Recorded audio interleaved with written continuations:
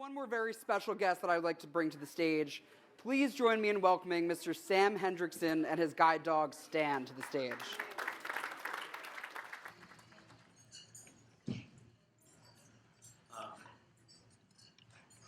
Thank you. I have some musical vision. I'm going to make an attempt to use some technology and read my speech to you, if you don't mind looking at my head. I know we're in person for the first time, and anytime I'm on a Zoom call, I'm told people can see my blind spot because I have to get closer to the screen. So, anyway, thanks for bearing with me. Good evening.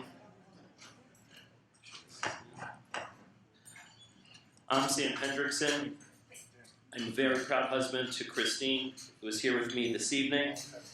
And together we are the very, very tired parents of 6 children. Our children range in age from teenagers in high school to college kids who think they know everything. And while I'm here to speak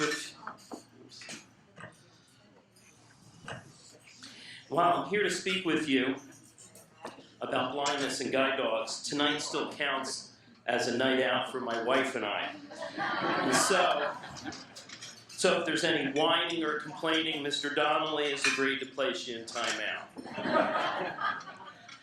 Allow me to begin by describing my last business card.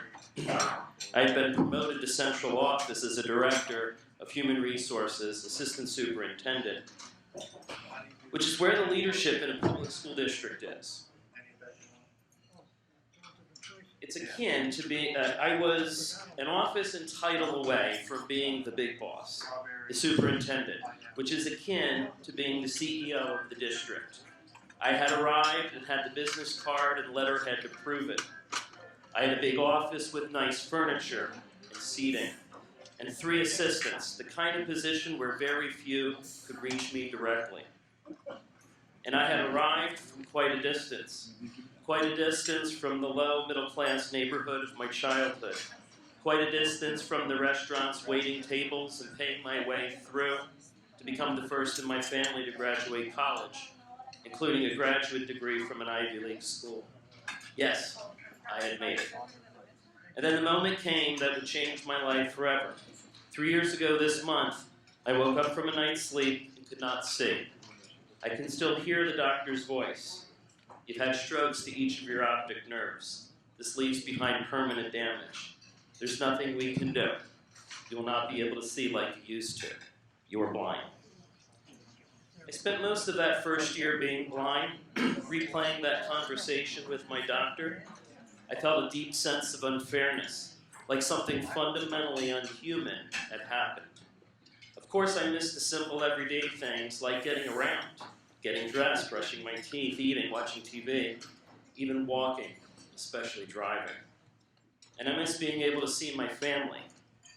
Every blind person I know who has lost vision at some point in their lives vividly remembers the last thing they could see. And for me, it was my wife's face as I kissed her goodnight. And I missed my life. I missed my business card. I had lost the identity that lived within that card. The guy who had worked hard, who had direction and purpose, the guy who mattered, the guy who made it. It's difficult to put into words what these last 3 years have been like for me and my family. No metaphor for this kind of life change seems to work. Nothing has been more humbling, bringing me to my knees often, than losing my sight. There are few things as precious as eyesight is to the experience of life. To not have sight just somehow seems fundamentally not human. I did not know how to live without vision, and I did not know how to live without my business card. Day after day, I would ponder questions like, who am I now? Why am I here?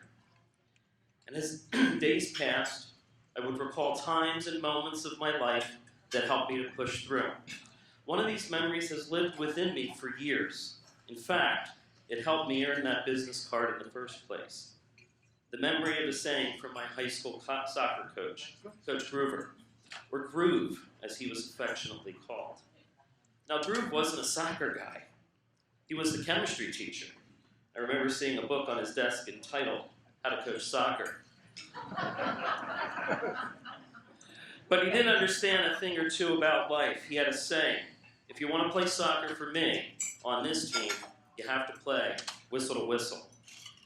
For those of you unfamiliar with soccer, a whistle is blown to signify the beginning and end of a game. Beyond the literal meaning, we all quickly learn what groove meant by whistle to whistle. Whistle to whistle means you play at 100% until the game ends. Whistle to whistle means you hustle, run down every ball. We could be up 10-0 with a minute left in the game. If groove saw you slow down, you'd hear it. Play to the whistle. I can remember one game taking a bad hit in my side and going down. I remember our goalkeeper coming over to me and saying, "Get up, the game's not over. We play to the whistle." You see, playing for groove also meant reaching out your hand and pulling a teammate up when they had fallen down. And while this goalkeeper is not aware,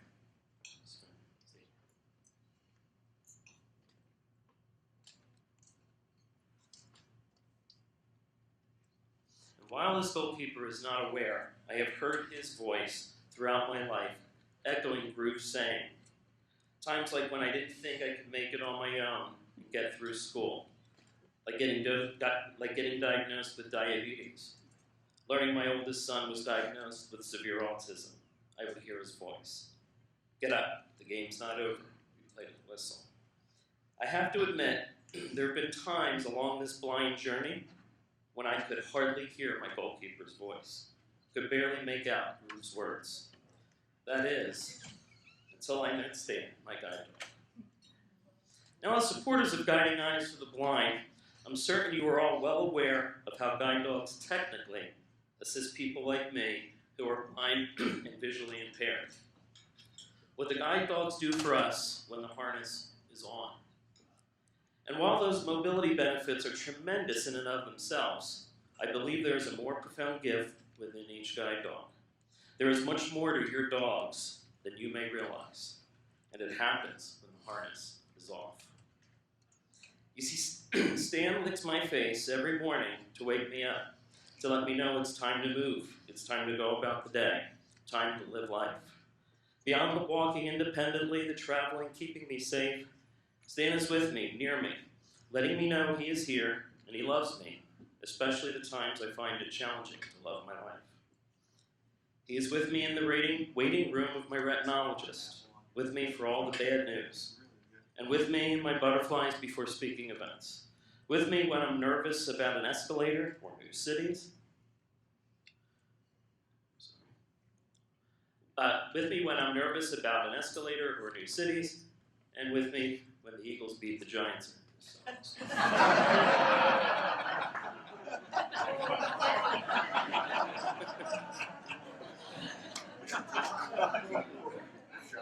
You see, Stan's unconditional love has opened a heart closed by blindness, and in these moments, I can find hope again. Through all of this, Stan reminds me, you can't wait until life doesn't feel bad or hard anymore. You can't wait until it feels good to start going again. You have to keep playing. You have to play to the whistle. It's really no coincidence that Stan and I are called a team. I must admit, I'm no dog expert. I'm not sure how Stan knows to do these things. But I sense it's from something beyond his training. I sense that this is from his being shown love, not necessarily from people who are paid to do it, but from people who are meant to do it. One of the most common things I hear after speaking events like this one is people saying, you never know what's around the corner. He worked his life for that business card, and then one day, it's gone. People tend to internalize my vision loss as something that could happen to them. And come to think of it, it's one of the things all of us in this room have in common. We don't know what's around the corner. Stan is just over 3 years old. And as I said before, I lost my vision about 3 years ago. Little did I know then, when I was struggling with my diagnosis, that a guide dog named Stan was being born into the Guiding Eyes family.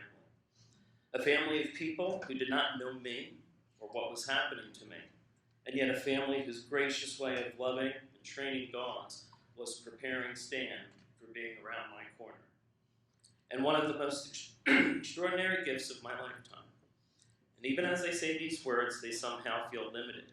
You may never truly understand the profound impact this dog has had on my life. Because just when I think I understand it, Stan shows me more. Reminds me with the touch of his nose, the game's not over. We played it and whistle. A heartfelt thank you to the entire Guiding Eyes family, and to guests like you who have placed the Stan around my corner and around the corners of people like me. Thank you.